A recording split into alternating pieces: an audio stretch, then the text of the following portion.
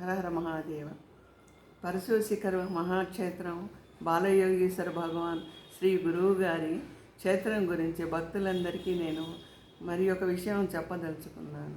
మీరందరూ అక్కడికి వచ్చి ఆ శిఖరంలో 19వ తారీఖు నాడు జరుగుతున్న ఉత్సవానికి కన్నులారా చూసి చక్కగా మన గురువుగారు బాలయోగీశ్వర భగవాన్ గారి చేతి మీదుగా తీర్థప్రసాదాలు అవన్నీ తీసుకొని యజ్ఞంలో పాల్గొని మీరందరూ చక్కగా మీ మీ జీవితాలను ధన్యం చేసుకోండి.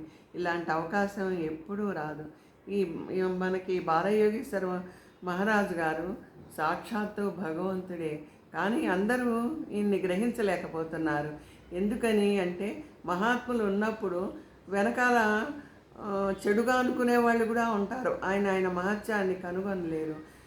ఆ రోజుల్లో శ్రీకృష్ణ పరమాత్మ అవతరించినప్పుడే పాండవులు పూజించినట్టుగా కౌరవులు పూజించలేదు. ఆయన్ని ఎన్నో అవమానాలు చేశారు. మళ్ళీ ఆయన దగ్గరికి వచ్చి సహాయం పొందటానికి వచ్చారు. అలా కాకుండా మనం దృఢ సంకల్పంతో మనస్సులో నిండా భక్తిని నింపుకొని మనం అనన్య భక్తితో ఆయన్ని శరణాగతితో మనం ఆయన దగ్గరికి వెళ్ళి ఆయన సేవ చేసుకుందాం.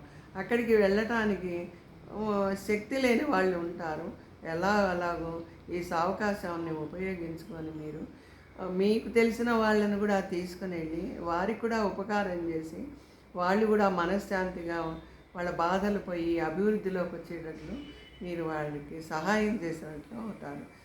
కనుక అక్కడికి వెళ్తే ఆ క్షేత్ర మహత్యం వలన మీకు మీ పిల్లలు వృద్ధిలోకి వస్తారు. మీకు మనసులో ఏ కోరికలు ఉన్నాయో, ఆర్థిక ఇబ్బందులు కానీ ఏవైనా అవన్నీ తొలగిపోయి మీకు సుఖశాంతులతో ఉంటారు.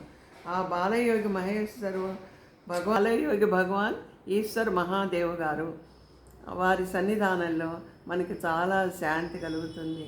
ఆయన చూడటానికి చిన్నవారైనా చాలా మహానుభావులు, అవతార పురుషులు. ఆయన అవతార పురుషుల్ని ఎవరూ గుర్తించలేరు.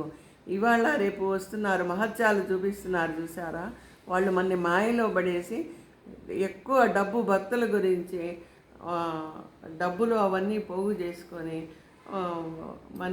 మాయ మాటలతో అందరినీ చాలా తెలియని దోవ వాళ్ళు పోతున్నారు.